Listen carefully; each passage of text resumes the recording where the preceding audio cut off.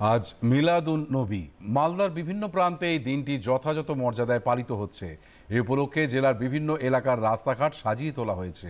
বর্ণাঢ্য শোভাযাত্রারও আয়োজন করা হয়।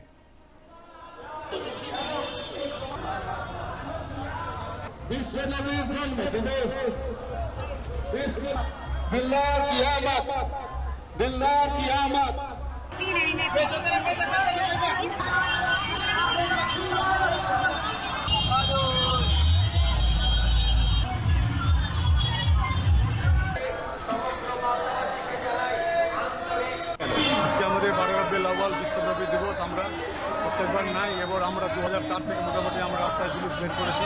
আমরা খুব সুস্থভাবে, খুব ভালো মতন ভাবে আমরা নিয়ে যাচ্ছি। এটাই আমরা আল্লাহর কাছে দোয়া করবো, যেন আমরা ভালো মতন যাই, ভালো মতন থাকি, সবাই যেন সুস্থ থাকুক, এটাই আমাদের। শুভেচ্ছা জানিয়েছেন দক্ষিণ মালদার সাংসদ ঈশা খান চৌধুরী।